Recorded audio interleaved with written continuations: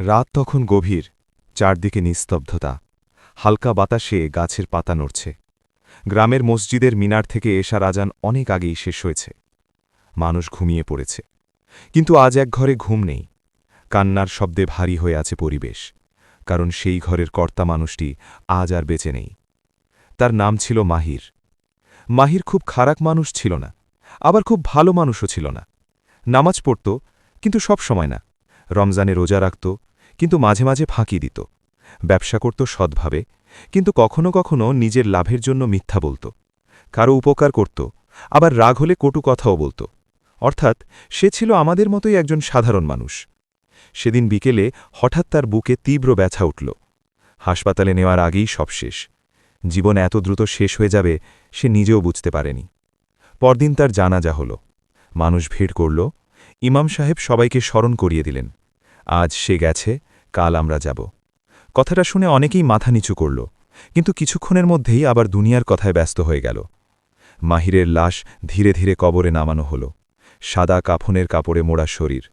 প্রিয়জনেরা শেষবারের মতো মুখ দেখল, তারপর মাটি পড়তে শুরু করল। টুপ টুপ টুপ। প্রতিটি মাটির ঢেলা যেন দুনিয়ার সঙ্গে শেষ সম্পর্ক ছিন্ন করে দিচ্ছিল। কিছুক্ষণ পর সবাই চলে গেল।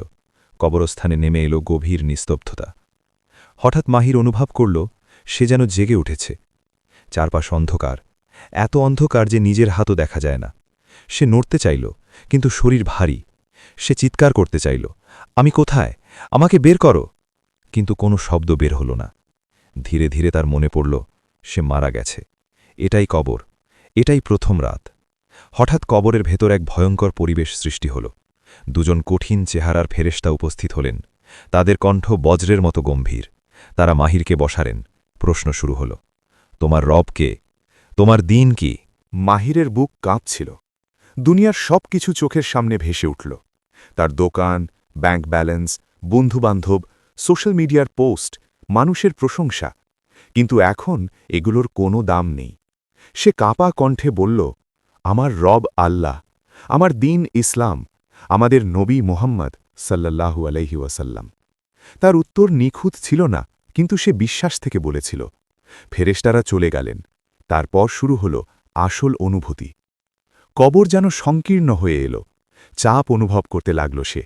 তার জীবনের পাপগুলো সামনে ভেসে উঠল।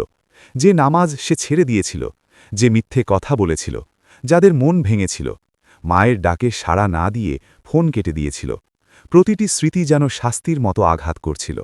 সে কাঁদতে লাগল, কিন্তু এখন আর তওবার সময় নেই। হঠাৎ তার কিছু ভালো কাজ সামনে এলো। এক শীতের রাতে গরিবকে দেওয়া কম্বল, মায়ের চিকিৎসার জন্য কষ্ট করে জোগাড় করা টাকা, রমজানে গোপনে দেওয়া সাদকা, আর একদিন রাস্তা থেকে একটি পাথর সরিয়ে দেওয়া, যাতে কেউ হোঁচট না খায়।